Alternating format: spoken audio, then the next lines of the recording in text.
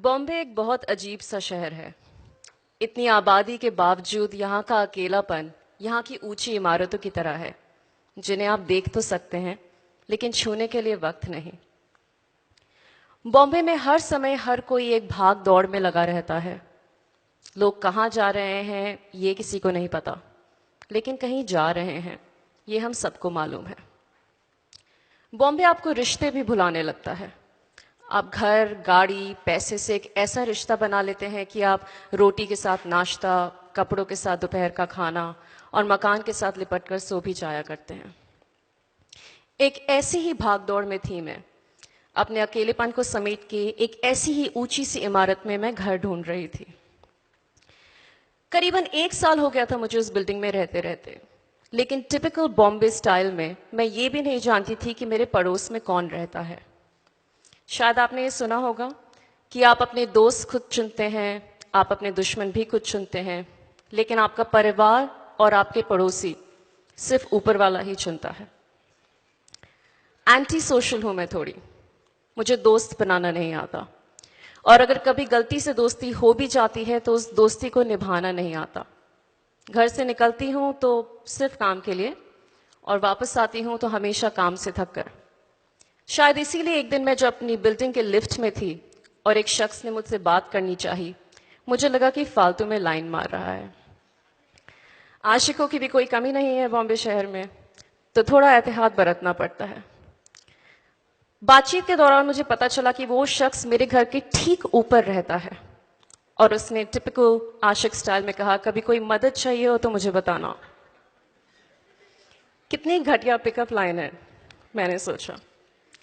Anyway, कुछ हफ्तों बाद उस शख्स ने मुझे मेरे घर की बालकनी में एक वीडियो रिकॉर्ड करते हुए देखा। मैं एक ऑडिशन रिकॉर्ड कर रही थी और ट्राइपॉड से थोड़ा बहुत स्ट्रगल कर रही थी। उसने तुरंत मुझसे पूछा, क्या आज आपको कुछ मदद की जरूरत है? मैंने कहा नहीं, लेकिन इसके चेहरे पे एक हंसी थी, ना कोई छल, ना कोई कपट, सिर्फ हंसी। और उस दिन मुझे सच में जेन्युइनली महसूस हुआ कि वो शायद मेरी मदद ही करना चाहता है। मैंने सोचा आज मैं अपने आप को इंट्रोड्यूस कर देती हूँ। मैंने कहा, मेरा नाम ये है, लेकिन मुझे आपका नाम नहीं जानना। I will always call you ऊपर वाला। और शायद ऊपर वाले ने ही भेजा था उसे। अकेली रहती हूँ मैं इस शहर में, और बीमार बहुत ज्यादा पड़ती हूँ। एक दिन शूट से मैं घर आ रही थी और मुझे लगा कि मुझे बुखार कुछ ज्यादा ही हो रहा है। मैं घर आई, मैंने दवाई ली और मैं सो गई। रात को 3 बजे मेरी नींद खुली तो मुझे लगा कि मेरा बदन बहुत तप रहा था। मैंने थर्मोमीटर निकाला, तापमान लिया। It was 105.4 degrees. मैं हिल भी नहीं पा रही थी अपने बिस्तर से। एक आधा दोस्त है, मैंने उनको कॉल किया, किसी ने उठाया नहीं। रात के 3 बज रहे थे और मेरे मन में सिर्फ एक ख्याल आया कि शायद सिर्फ ऊपर वाला ही मुझे बचा सकता है। किसी तरह इंटरकॉम तक गई मैंने कॉल की और मैंने कहा, शायद आज मुझे आपकी मदद की ज़रूरत है, मुझे हॉस्पिटल जाना पड़ सकता है।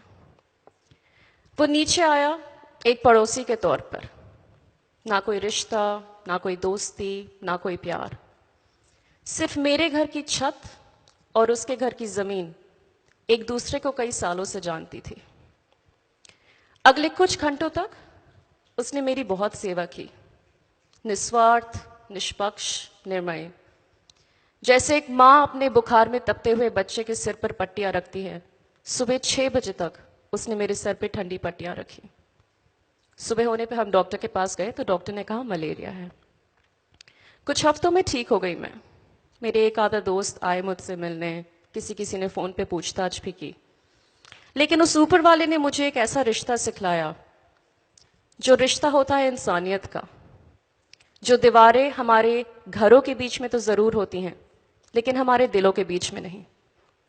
आज मुझे करीबन 2 साल हो चुके हैं मुंबई में, और मैं शुक्रगुजार हूं ऊपर वाले की और बॉम्बे शहर की, मुझे ये सिखाने के लिए कि दोस्त अगर दोस्त ना भी रहें, प्यार और परिवार आपकी जिंदगी में ना भी हो, लेकिन हम सबका तो एक पड़ोसी है।